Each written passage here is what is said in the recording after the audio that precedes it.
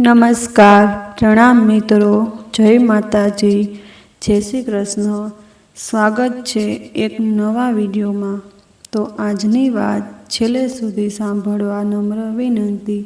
તો ચાલો શરૂ કરીએ આજની વાત.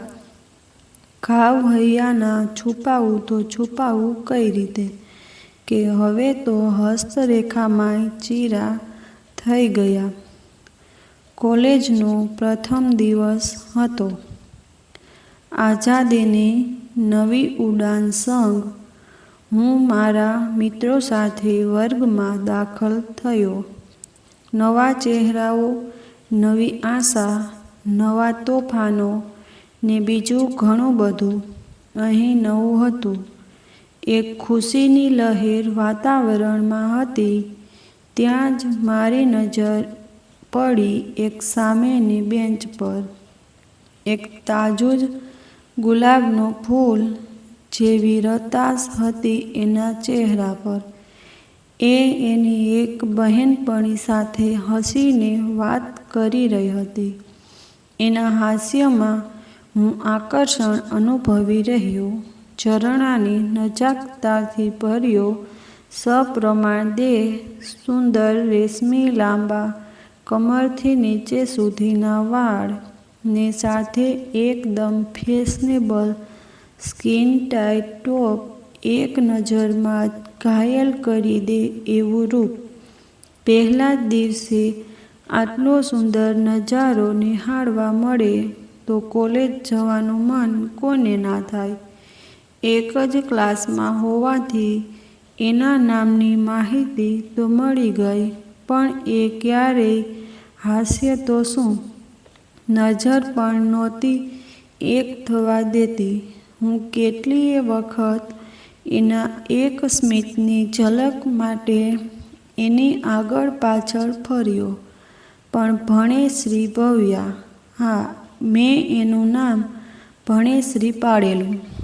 એક મિત્ર માનસી અને એ બંને સ્કૂટી પર આવે. કોલેજને પાછા સીધા ઘરે. એ સિવાય કોઈ સાથે બહુ વાતો ન કરે. લાઇબ્રેરીમાં એકવાર હું પુસ્તક લેવા ગયો. એ પણ અનાયસે. એક નોંધ તૈયાર કરવાની હતી. મારે જે પુસ્તક જોઈતું હતું એ કોઈ લઈ ગયું હતું ને પૂછપરછ કરતાં જાણવા મળ્યું કે ભવ્યા મેડમ જ લઈ ગયા હતા. હાશ, એક તક મળી વાત કરવાની. પ્રથમવાર હું એ બંનેની નજીક ગયો. ભવ્યા પાસે એ પુસ્તકની માગણી કરી ને પ્રભુ કૃપાથી ભવ્યાએ એ પુસ્તક આપ્યું ને સાથોસાથ એક સુંદર સ્મિત સાથે તૈયાર નોંધ પણ આપી. બસ ત્યારથી શરૂઆત. પરિચય ને ત્યારબાદ મિત્રતા. નોટ્સ ને કોલેજની વાતો સાથે અમારી રોજ વાતચીત થવા લાગી. માનસીની સાથે હવે હું પણ ભવ્યાનો મિત્ર હતો. ભવ્યા એક શ્રીમંત પરિવારની દીકરી હતી, સાથોસાથ મોડર્ન વિચારધારાવાળી. તે છતાંય બહુ ઓછું બોલતી, કામ પૂરતી જ વાત. અમે ત્રણેય સાથે મળીને મૂવી જોવા પણ જતા. ઘણીવાર લેક્ચર પતી જાય પછી નાસ્તો કરવા પણ જતા. મને ભવ્યા ખૂબ ગમતી. તેની સાથે સમય વિતાવવો મારા માટે સૌથી અમૂલ્ય ક્ષણો હતી. ભવ્યા અને હું મોબાઈલ પર ખૂબ વાતો કરતા, પણ એને પ્રપોઝ કરવાની હિંમત મારામાં નહોતી. એના વિના મને ગમતું નહોતું. ઘરે આવું પછી કોલેજ જવાની જ રાહ જોઉં. ભવ્યાની લાઈફસ્ટાઈલ જોઈ હું થોડો પાછળ પડતો. હું ગામડાનો ને એ શહેરની દરેક સુખ સુવિધા વચ્ચે પાંગરેલી. માનસીએ પણ મારી ભવ્યા પ્રત્યેની ફિલિંગની જાણ હતી. એક દિવસ કોફી ટેબલ પર ભવ્યાએ સામેથી મને પ્રપોઝ કર્યું. સ્વીકારવાની તૈયારીની તો એના કરતાં વધુ ઉતાવળ મારે હતી. એ જ સમયથી અને મિત્ર મટી કપલ બની ગયા. એકબીજાને જીવન આખું સાથે જીવવાના વાયદા અમે આપી દીધા. અમે કોલેજ બાદ પણ મળતા, પણ માનસી હંમેશા અમારી સાથે હોય. ઘોઘાટથી દૂર દરિયા કિનારે હાથોમાં હાથ નાખી બેસવા મળતું, નહીં પણ વાતો ખૂબ કરતા. હજુ કોલેજના 2 વર્ષ પૂર્ણ કરવાના હતા, તેથી કોલેજના અભ્યાસ બાદ પરિવારને જાણ કરી લગ્ન કરવાનો અમારો પ્લાન હતો. તેથી છુપાઈને મળવું પડતું. હું તો ગામડે ક્યારેક રજાઓમાં જતો. અભ્યાસ અર્થે શહેરમાં જ એક રૂમ ભાડેથી રાખી રહેતો, એટલે હું ગમે ત્યારે મળવા જઈ શકતો. પણ ભવ્યા માટે શક્ય નહોતું. એ માનસી સાથે કંઈ બહાનું બનાવીને નીકળતી. એના પપ્પા ખૂબ સ્ટ્રિક્ટ હતા. આમને આમ 2 વર્ષ પસાર થયા. એક નાની ઘટના જીવનનો અણધાર્યો ટર્ન લેવા કાફી હોય છે. મારા જીવનમાં પણ એવું જ કંઈ બન્યું. ઇન્ટર કોલેજ સ્પર્ધામાં અમે બંનેએ ભાગ લીધો હતો. બહુ સરસ નાટકની તૈયારીઓ કરી હતી. જાણે પ્રેમ કહાનીના નાટકને અમે બંને સાચે જ જીવતા હોય એમ ભજવતા. સ્પર્ધાના દિવસની વાત છે.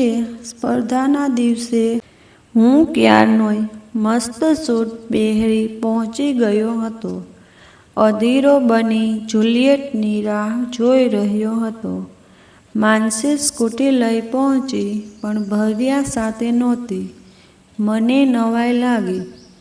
માનસીને પૂછતાં તેણે જણાવ્યું કે આ જે કોસ્ચ્યુમ પહેરી એ એના પપ્પાની કાર લઈને આવી રહી છે. મેં અઢળક કોલ કર્યા, પણ ભવ્યા આવી જ નહીં. ઉતાવળમાં ઘરેથી કાર લઈ આવી રહેલી ભવ્યાને એક ડમ્પર ચાલકે ટક્કર મારતા તેની સાથેની અથડામણમાં એક્સિડન્ટ થયો હતો ને બસ ભવ્યાનું સ્થળ પર જ મોત નીપજ્યું હતું. અકસ્માતની ભવ્યાના મૃત્યુની વાત મારા કાન સુધી પહોંચી ત્યાં સુધીમાં તો હું અર્ધ બેભાન જેવો બની રહ્યો. મારા માન્યામાં ન આવ્યું. હું તરત જ બાઇક લઈ ઘટના સ્થળે પહોંચ્યો. કારની આસપાસ પોલીસ અને ઘણા લોકોનું ટોળું એકઠું થયું હતું. ત્યાં તપાસ કરતાં જાણવા મળ્યું કે અકસ્માત એટલો ગંભીર હતો કે ગાડી ચલાવનારનું શરીર 3 ભાગમાં વહેંચાઈ દૂર સુધી ખસેડાયું હતું. વાત સાંભળવી પણ શક્ય લાગી નહીં. શરીરમાં ધ્રુજારી પ્રસરી રહી. બોડી પોસ્ટમોર્ટમ માટે મોકલી આપી હતી. હું સીધો એના ઘરે પહોંચવા મથામણ કરવા લાગ્યો, પણ એનું ઘર, એના પપ્પા, સઘળું યાદ આવ્યું. મારી ઓળખાણ ત્યાં કેમ આપવી એ વિચારવામાં હું સીધો સિટી હોસ્પિટલ પહોંચ્યો. તેના પિતા ને થોડા સંબંધીઓ રડારોડ કરી રહ્યા હતા. તેની મમ્મી દેખાઈ નહીં. હું દૂરથી સઘળું નિહાળી રહ્યો. મારે એકવાર ભવ્યાને જોવી હતી. મારી ભવ્યાને સ્પર્શવી હતી. શું વિચારેલું ને શું થઈ ગયું?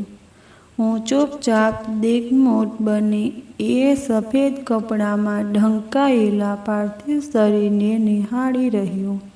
મારા આંસુઓ કાબૂમાં ના રહ્યા. હું ઉત્પન્ન થયેલી પરિસ્થિતિને સ્વીકારવા સક્ષમ નહોતો. હૃદય રડું રડું થઈ રહ્યું. આખરી સમયે પણ ભવ્યાને હું મારી કહી એને એકવાર મળી શક્યો નહીં.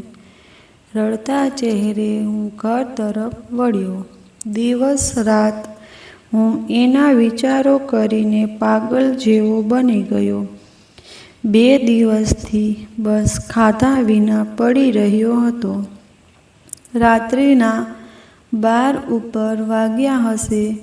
હું પલંગ પર પડી રહ્યો હતો. ગાઢ અંધકાર મારા રૂમમાં પ્રવર્તી રહ્યો. બારી તરફ જોતા આકાશમાં તારાઓ ઝાંખા અજવાસ સાથે વાતો કરી રહ્યા હોય એવું લાગ્યું. એવામાં ઠંડી પવનની લેરખી આવીને મને સ્પર્શી ગઈ. થોડો પ્રકાશ જેવો પણ થયો, વીજળીના ચમકારા જેવો. એવામાં અવાજ આવ્યો. હું આજુબાજુ જોઈ રહ્યો. કોઈ દેખાયું નહીં. ફરી અવાજ આવ્યો, શિવમ, શિવમ. મને પ્રેમથી બોલાવતી હતી એ જ અવાજ. મારી સામે ભવ્યા ઊભી હતી.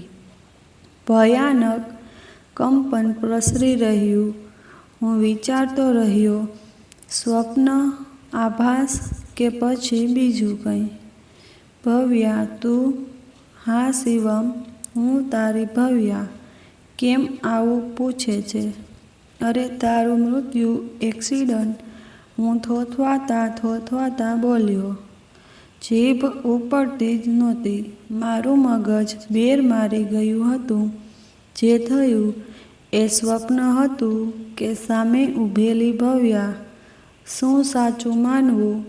યાર શિવુ, તું ભાનમાં તો છે ને? શું બોલી રહ્યો છે? હું તારી સામે છું ને તું મારી આવી વાતો? ચાલ હવે બહાર જઈએ. એક અદૃશ્ય તાતણાથી હું ખેંચાઈ રહ્યો હોય એવું લાગ્યું. એ મને ઘર બહાર લઈ ગઈ. આજુબાજુ અંધકારનું સામ્રાજ્ય હતું. શિવુ, ચાલ લોંગ ડ્રાઈવ પર.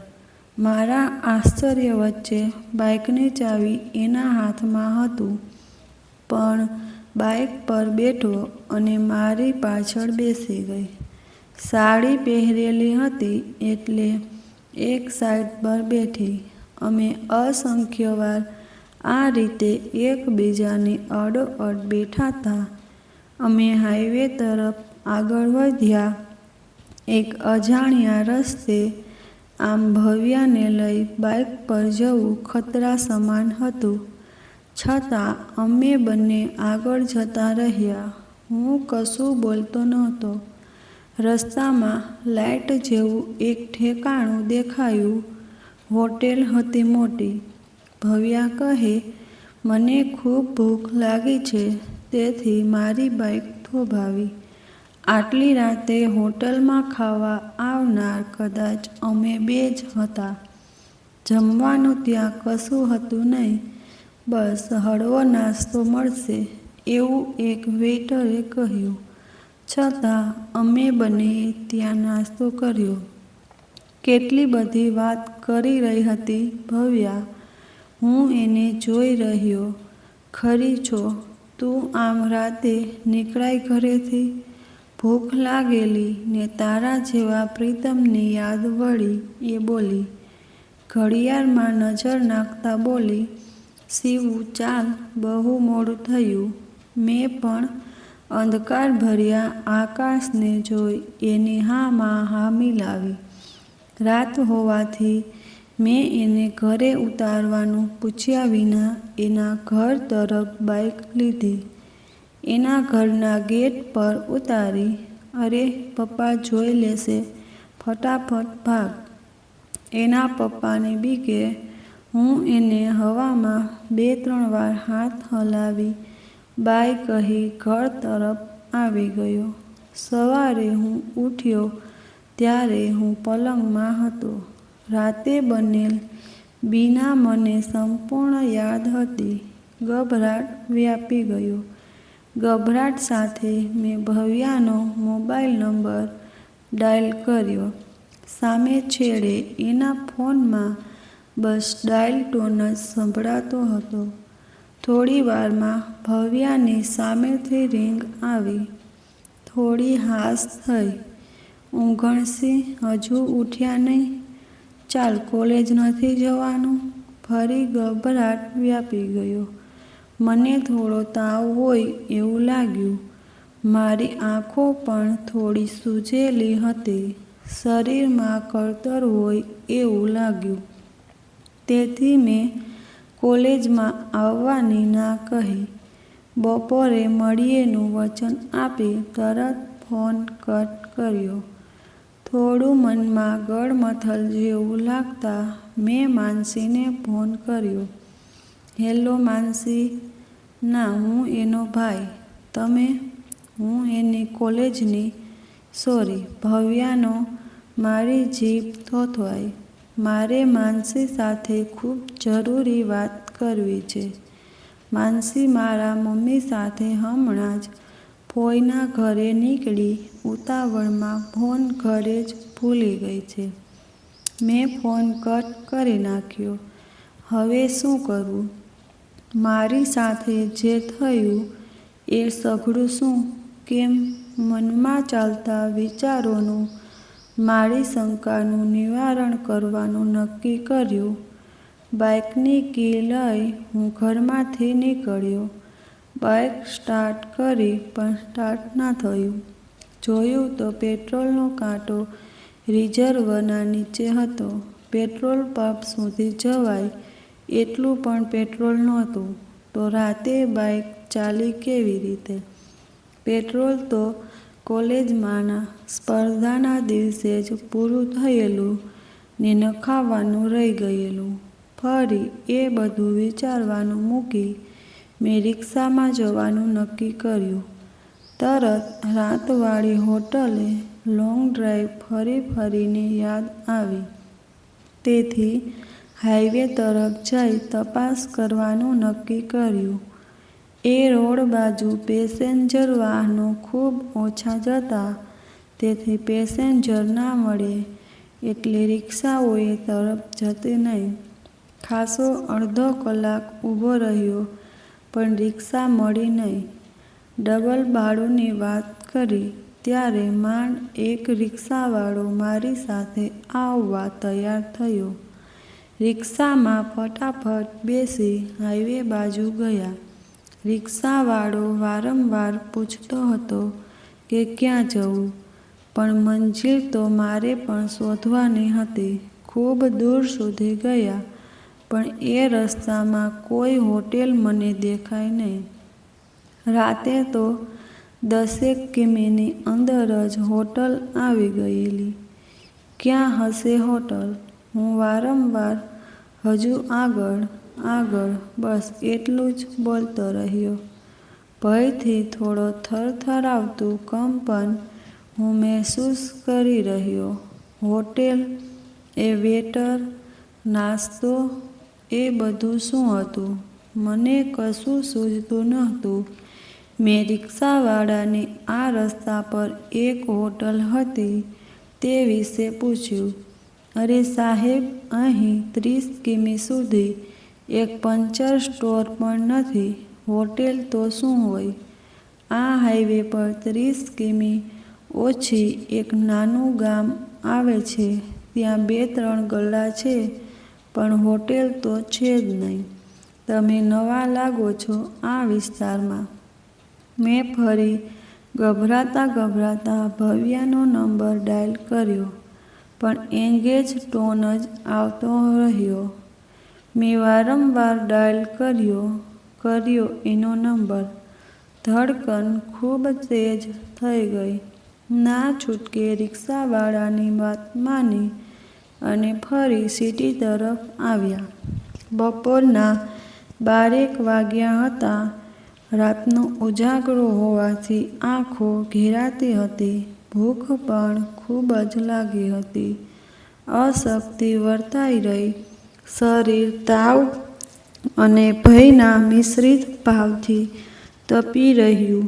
ઘરમાં દાખલ થઈ તરત ફ્રીજ ફંફોસ્યું. કશું ખાઈ લઉં તો સારું લાગશે, પણ એકલો રહેતો હોવાથી ઘરમાં ખાવાની કોઈ ચીજ જડી નહીં. હું 2 દિવસથી કશું લાવ્યો જ નહોતો. એટલામાં જ ડોરબેલ વાગી. મારા ઘરે મારા મિત્ર કેવિન કે માહિર આવે અને બાજુવાળા મકાન માલિક આંટી અંકલ સિવાય બીજું કોઈ આવતું નહીં. માનસી ને ભવ્યા કોઈ વાર જ ઘરેથી કુરિયર સર્વિસ બોય કદાચ હોય. હજુ ડોરબેલ રણકતી હતી. ફરી ભવ્યાનું નામ યાદ આવતાં જ ધીમેથી જઈ મેં બારણું ખોલ્યું. ભવ્યા સામે જ ઊભી હતી. મારું શરીર ફરી પરસેવે રેબઝેબ થઈ રહ્યું.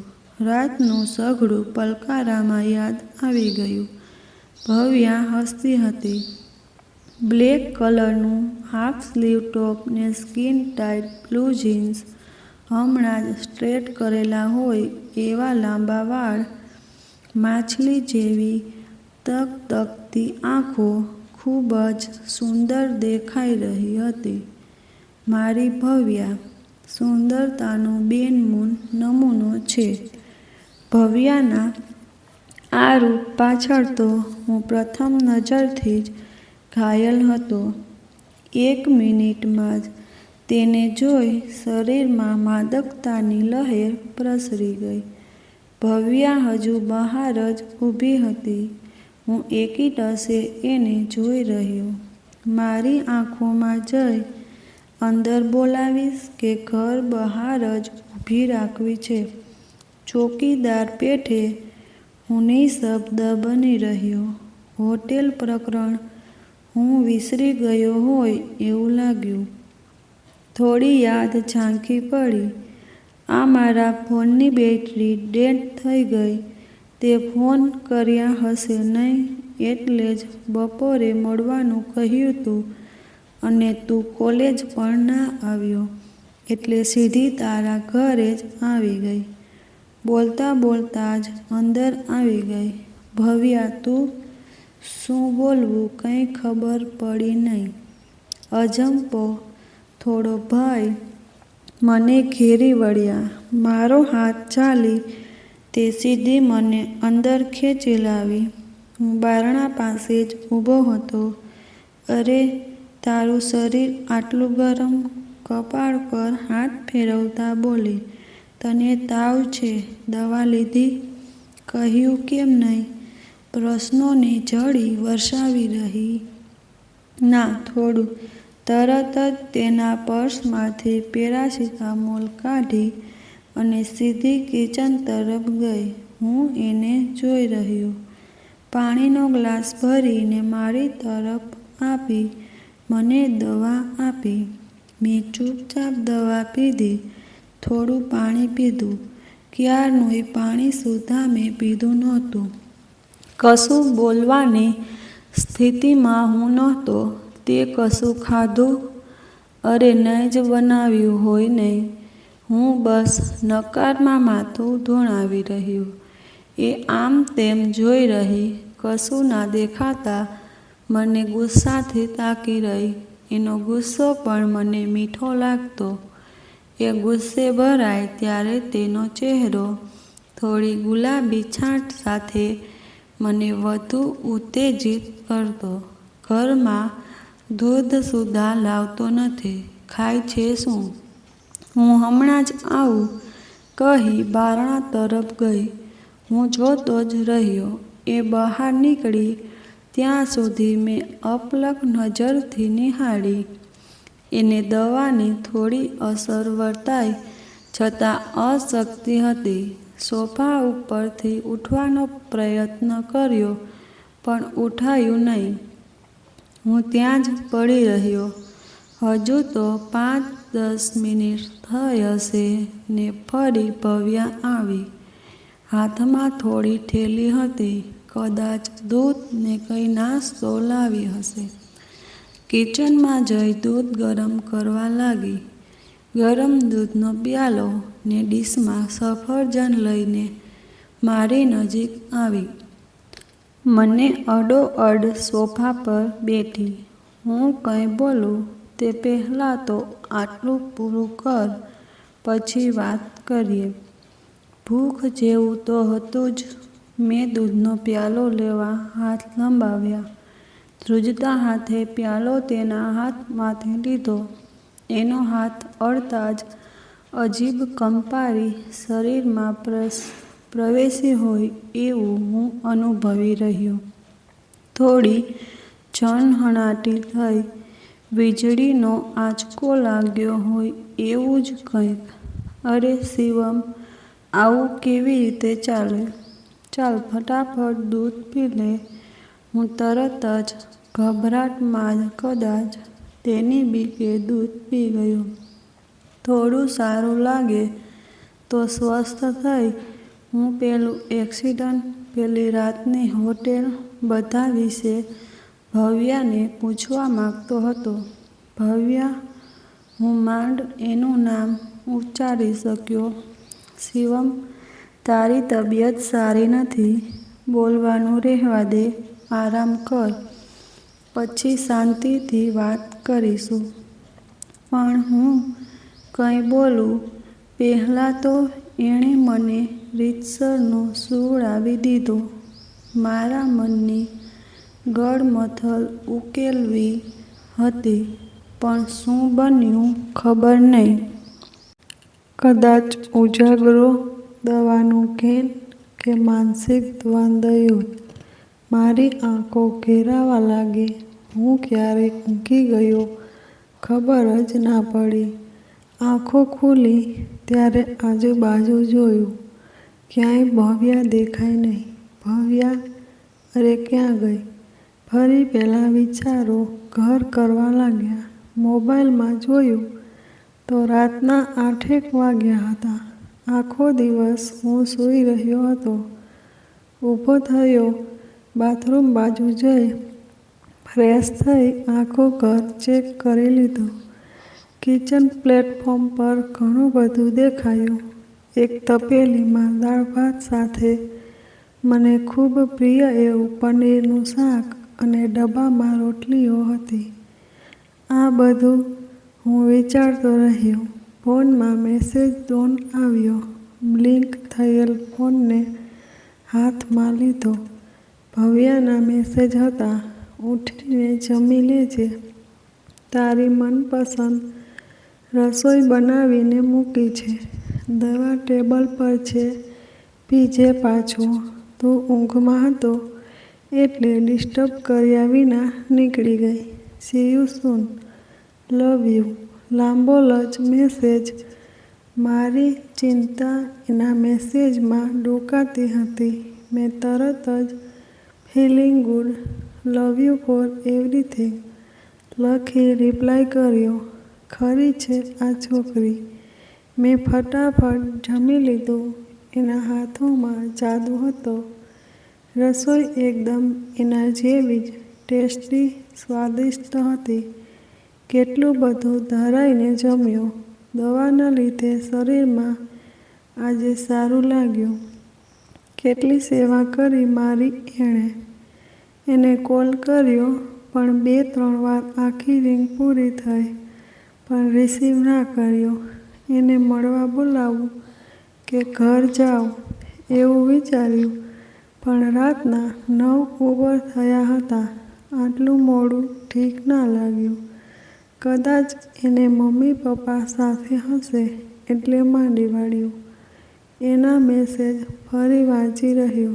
એનો સ્ક્રીન પરનો ફોટો નિહાળી રહ્યો. યાદોના મોજાં ઉછળતા હોય. કોઈક યાદ થોડાક જ કલાકો પહેલાંની એ મારી સેવા કરતી ભવ્યા ને કોઈ યાદ 2 વર્ષ કોલેજમાં સાથે વિતાવેલ પળોની. સતત ગૂંથાતું રહ્યું બધું. એકબીજા સાથે રહીને સતત એની વાતો મારા માનસપટ પર આકાર લઈ રહી. મારી ભવ્યા. એની સાથે વિતાવેલ સુખદ, મીઠી, મધુરી યાદી હું વાગોળી રહ્યો ને સરકી ગયો એની સાથે મારા સ્વપ્ન પ્રદેશમાં, અમારી દુનિયામાં. બસ જ્યાં હું ને ભવ્યા પતિ પત્ની હતા.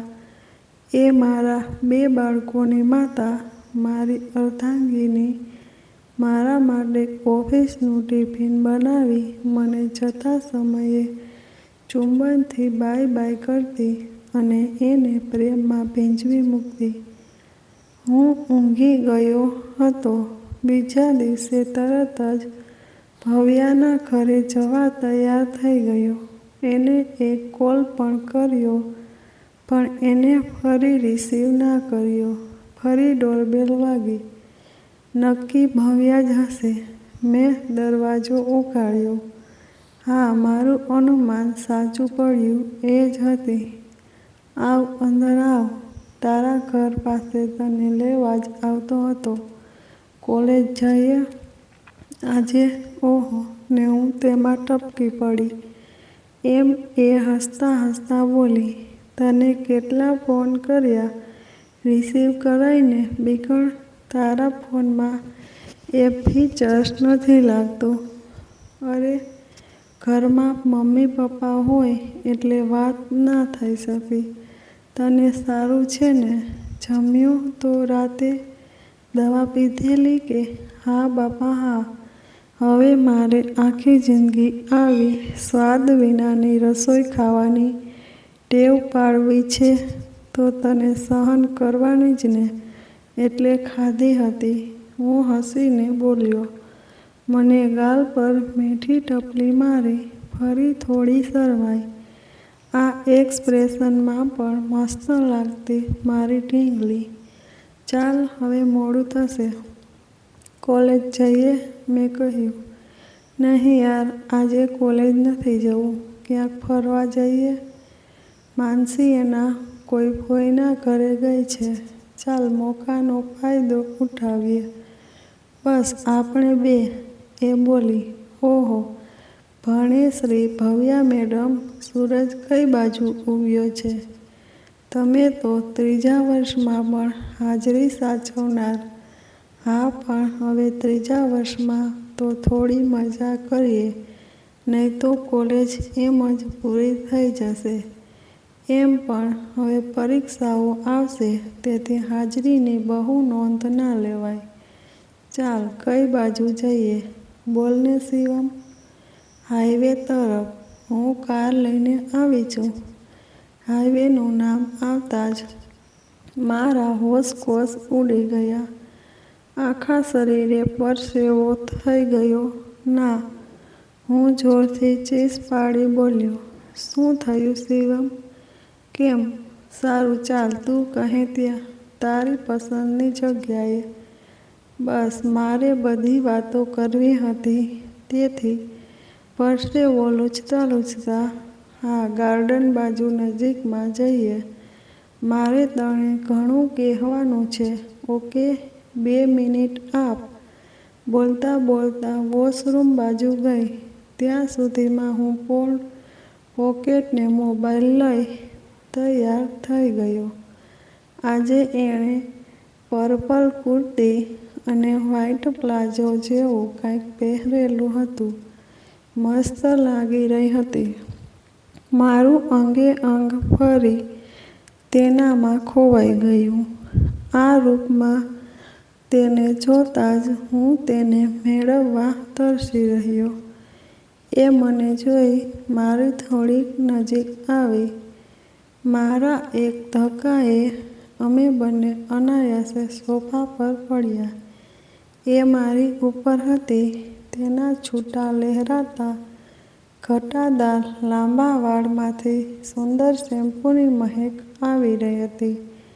મારા તન બદનમાં રોમાંચ પ્રસરી રહ્યો. પ્રેમભર્યો જુસ્સો વધી રહ્યો હતો.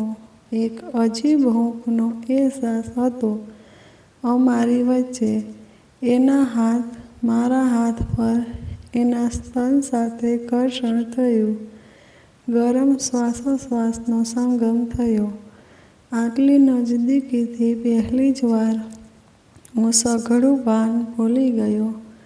એણે પણ કોઈ પ્રતિકાર ના કર્યો. હું ઝડપથી એની ઉપર આવી ગયો. એક મીઠી આ સાથે અમારો રોમાંચ પૂર્ણ થયો. પ્રથમવાર અમે આ રીતે બંધનમાં બંધાયા હતા. એક અદ્ભુત સમન્વયનો આનંદ. એની આંખોમાં પરિતૃપ્તિના ભાવ ડોકાઈ રહ્યા.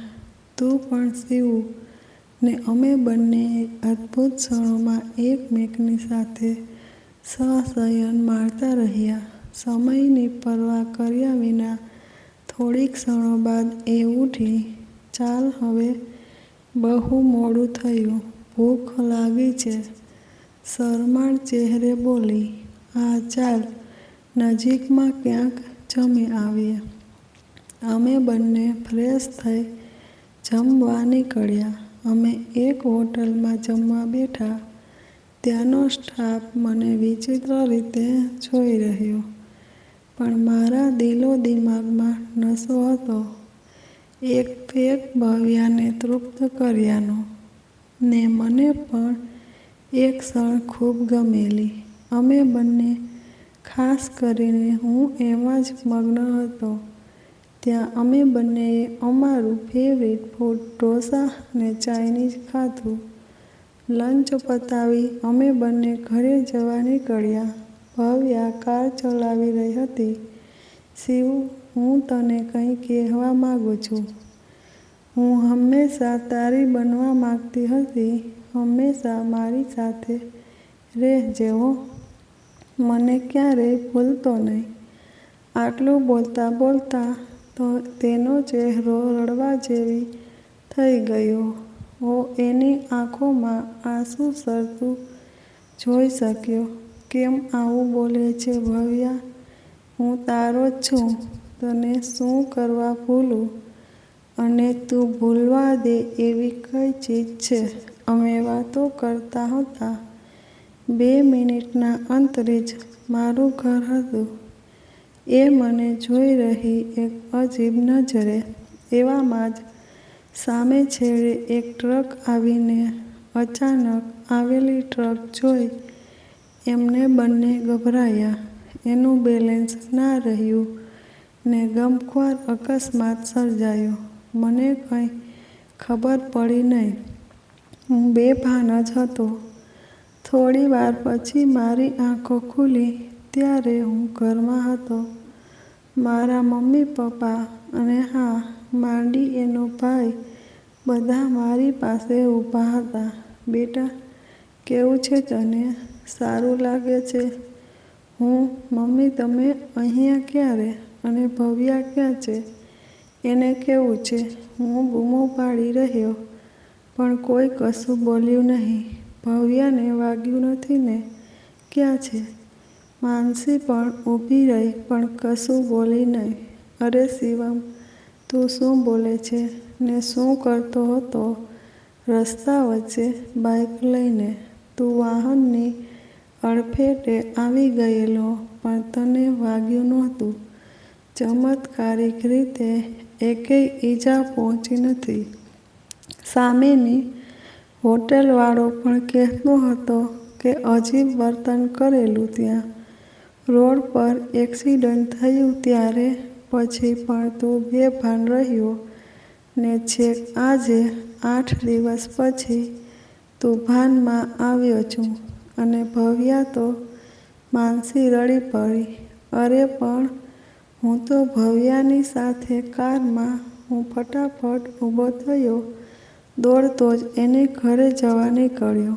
આવી હાલતમાં મને એકલો દોડતો જોઈ માનસી, એનો ભાઈ પણ મારી પાછળ આવ્યા.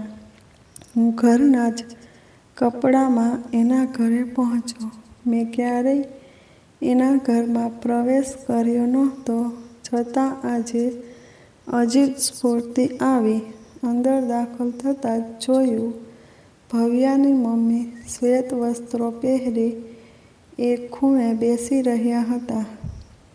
થોડા નજીકના સંબંધીઓ સાથે બેઠા હતા. મને આશ્ચર્યભરી નજરે સૌ તાકી રહ્યા. મારી સામે એ જ નિર્દોષ હાસ્યથી પેલા જાંબુડિયા રંગના ટોપમાં સજ્જ ભવ્યાની તસવીર હતી અને તેના પર સુખડના ફૂલોનો હાર. હું હતપ્રદ બની જોઈ રહ્યો. કાપો તો લોહી ન નીકળે તેવી મારી સ્થિતિ હતી. તેના પપ્પા મારી પાસે આવી મને કંઈક પૂછી રહ્યા હતા. માનસીએ તેમને મારી ઓળખાણ આપી. એમની આંખોમાં જળજળિયા થઈ ગયા. ભવ્યાની મમ્મી ફરી ચોધાર આંસુડે રડી રહી. મેં ભવ્યાને મારી મુલાકાત, એ એક્સિડન્ટ, એ મારા ઘરે ડિનર, સઘળી વાતો કરી. બધા વિસ્ફારિત નેત્રે મને તાકી રહ્યા. ભવ્યાના મૃત્યુ પામ્યાને આજે 12 દિવસ થઈ ગયા હતા ને હું તેની આત્મા રહ સાથે. ભવ્યા, હું જમીન પર ફસડાઈ પડ્યો. મને પામવા, મને સાચવવા ને મને જોઈ લેવા. આખરી વાર ભવ્યા, ભવ્યાની બૂમો પાડી એને બોલાવતો રહ્યો. કદાચ મારી પાસે પાછી ફરે ને ત્યાં જ મારા શ્વાસે પણ ફરી આવવાનો શિરસ્તો છોડી દીધો. કોઈ થપ્પો આપીને એવે ખૂણે સંતાઈ ગયું. હું શોધું જિંદગીભર તોય ના શોધી શકું. વિડીયો સારો લાગ્યો હોય તો લાઈક અને ચેનલને સબસ્ક્રાઈબ જરૂરથી કરજો.